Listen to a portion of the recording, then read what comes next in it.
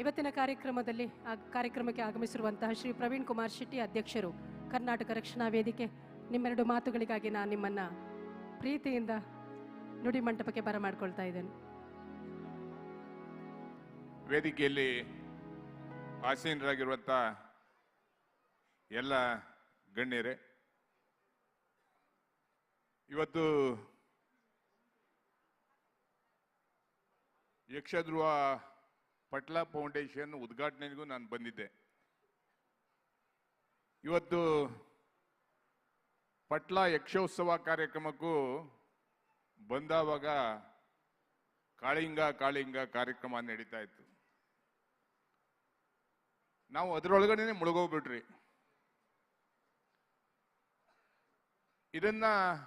ಈ ಕಾರ್ಯಕ್ರಮವನ್ನು ಆಯೋಜನೆ ಮಾಡಬೇಕಾದ್ರೆ ಮೊದಲನೇದಾಗಿ ಹಣ ಬೇಕಾಗತ್ತೆ, ಎರಡನೇದಾಗಿ ನೋಡ್ಲಿಕ್ಕೆ ಜನನೂ ಬೇಕು, ಅದಕ್ಕೆ ಶಕ್ತಿ ನೀವೆಲ್ಲ. ಏನು ಈ ಕಾರ್ಯಕ್ರಮವನ್ನು ಆಯೋಜನೆ ಮಾಡಿದ್ದಾರೆ, ನಮ್ಮ ಅಮರ್ನಾಥ್ ಶೆಟ್ಟಿಯವರು, ದೀಪಕ್ ಶೆಟ್ಟಿಯವರು, ನವೀನ್ ಶೆಟ್ಟಿಯವರು, ಪ್ರವೀಣ್ ಶೆಟ್ಟಿಯವರು, ಮಧುರಾಜ ರೈ ಅವರು, ನರಸಿಂಹ ಬೀಜಾಡಿಯವರು,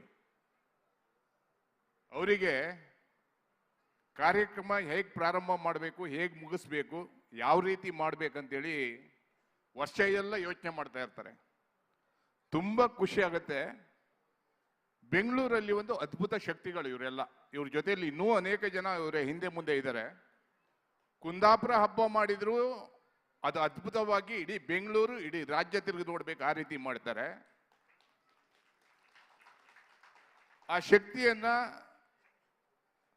ಆ ಊರಿಂದ ಹೊರಬೇಕಾದ್ರೆ ಕೊಟ್ಟಿದ್ದಾರೆ ಅನ್ಸುತ್ತೆ ನೋಡಿ. ಅದಕ್ಕೆ ಪಟ್ಲ ಫೌಂಡೇಶನ್ಗೆ ಹಣವನ್ನು ಕೊಡಬೇಕಾದ್ರೆ ಬರೋಡಾ ಶಶಿಧರ್ ಶೆಟ್ಟಿ ಅವರು ಆ ಊರಿಂದ ಹೇಗೆ ಹೋಗಿದ್ದಾರೋ ಗೊತ್ತಿಲ್ಲ, ಸಂಪಾದನೆ ಅಂತೂ ಮಾಡಿದ್ದಾರೆ. ಸಂಪಾದನೆ ಮಾಡಿ ಆ ಹಣವನ್ನು ಪಟ್ಲ ಫೌಂಡೇಶನ್ಗೆ ಕೊಟ್ಟು ಕಲಾವಿದರನ್ನ ಪೋಷಣೆ ಮಾಡುವಂತ, ಅವರಿಗೆ ರಕ್ಷಣೆಯನ್ನ ಕೊಡುವಂತ ಕೆಲಸಕ್ಕೆ ಅವ್ರು ಕೈ ಜೋಡಿಸಿದ್ದಾರೆ. ಅವರು ಮಾಡಿದಂಥ ಸಿನಿಮಾ ಸಿನಿಮಾ ಮೊದಲನೇ ದಿನ ನಾನು ಹೋಗಿ ನೋಡಿದೆ. ಯಾರೋ ಬಂಡವಾಳ ಹಾಕಬೇಕಿತ್ತು, ಬರೋಡಾ ಶಶಿಧರ್ ಶೆಟ್ಟರ್ ಹಾಕಿದ್ರೆ ನಾವು ಅವ್ರು ನೋಡಿದ್ದು ಇವತ್ತೇನೆ. ಅವ್ರಿಗೆ ಅದರಲ್ಲಿ 45 ಕೋಟಿ ದುಡ್ಡು ಬಂತು ನೋಡಿ. ಎಲ್ಲೋ ಒಳ್ಳೆ ಕೆಲಸ ಕೊಟ್ಟಿರುವಂಥ ದುಡ್ಡು ಎಲ್ಲೋ ಬರುತ್ತೆ ಅಂತ.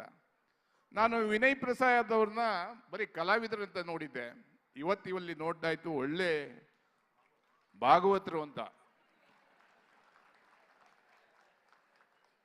ಆಮೇಲೆ ಇನ್ನೊಂದು ಪ್ರತಿಭೆ ಇದೆ. ನಾನೇನಾದ್ರೂ ರಕ್ಷಿತಾ ಶೆಟ್ಟಿ ಅವ್ರನ್ನ ನಾನೇನಾದ್ರು ಅವ್ರ ಬಗ್ಗೆ ಮಾತಾಡಿಲ್ಲ ಅಂದ್ರೆ ಭಾರಿ ತಪ್ಪಾಗತ್ತೆ. ಅವರ ತಂದೆ ತಾಯಿ ಹುಟ್ಟಿರೋದು ಉಡುಪಿಯಲ್ಲಿ, ಅವರ ನೆಲೆಸಿರೋದು ಬಾಂಬೆಯಲ್ಲಿ. ಅವ್ರ ತಂದೆ ಕೆಲಸ ಬೀಡಂಗಡಿ ಕೆಲಸ. ಯಾಕೆ ಈ ಮಾತನ್ನು ಹೇಳ್ತೀನಂದ್ರೆ, ಇಲ್ಲಿ ಬಂದಿರುವವರ ಅನೇಕ ಜನ ತಂದೆ ತಾಯಂದಿರೆಲ್ಲ ಹಳ್ಳಿಯಿಂದ ಬದುಕನ್ನ ಹುಡುಕಿ ನಗರಗಳಿಗೆ ಹೋದಂಥವ್ರು. ಹೋಟೆಲ್ ಇರ್ಬೋದು, ಬೀಡಂಗಡಿ ಇರ್ಬೋದು. ಅವರಿಗೆ ಧೈರ್ಯ ಇದೆ, ಆ ಶಕ್ತಿ ಇದೆ. ಆ ಯಕ್ಷಗಾನ ಆ ಶಕ್ತಿಯನ್ನು ಕೊಟ್ಟಿದೆ. ಆ ದುಡ್ದಂಥ ದುಡ್ಡಲ್ಲಿ ಅಲ್ಲಿರುವ 4 ಜನ ಸಮಾಜ ಸೇವೆ ಮಾಡುವಂಥದ್ದು, 4 ಜನಿಗೆ ಊಟ ಹಾಕುವಂಥದ್ದು, 4 ಜನಿಗೆ ಧೈರ್ಯ ತುಂಬುವಂಥದ್ದು, ಅದು ನಮ್ಮಲ್ಲಿ ಊರಿಂದ ಬಿಡುವಾಗಲೇ ಬಂದಿರುವಂಥ ಧೈರ್ಯ ನಮ್ಮಲ್ಲಿದೆ. ಯಾಕಂದ್ರೆ ಆ ಹುಡುಗಿಯ ಅನೇಕ ಯೂಟ್ಯೂಬಲ್ಲಿ ವಿಡಿಯೋಗಳನ್ನು ನೋಡ್ತಾ ಇದೆ. ಕಳ್ಳಂಗಡಿಗೆ ಹೋಗಿರುವಂಥದ್ದು, ಮೀನನ್ನೆತ್ತಿ ಹಿಡಿದಿರುವಂಥದ್ದು, ಕಳ್ಳು ಕುಡಿದಿರುವಂಥ. ನಾ ಕೇಳಿದೆ ಅವಳಿಗೆ, ನೀನು ಕಳ್ಳು ಕುಡಿತೀಯ ಅಂತ. ನಾನು ಕುಡಿತೀನಿ, ಕಳ್ಳಂಗಡಿಗೆ ಹೋದರೆ ಸಮುದ್ರದಲ್ಲಿ ಹೋಗಿ ಸಮುದ್ರದ ಅಲೆಗಳನ್ನು ನೋಡಿ ನಾನು ಕಳ್ಳು ಕುಡಿತೀನಿ, ಅದ್ರ ಜೊತೆ ಬೋಂಡ ಸುಕ್ಕ ತಿಂತೀನಿ ಅನ್ನುವಂಥ ಸತ್ಯ ಅವಳು ಯಾವ ಮುಜುಗರನೂ ಇಲ್ಲ. ಆ ಧೈರ್ಯವಾಗಿ ಹೇಳುವಂಥ ಆ ಮನಸ್ಥಿತಿ ಇದೆ ಅಲ್ಲ, ಅದು ತುಂಬ ಖುಷಿ ಆಗುತ್ತೆ.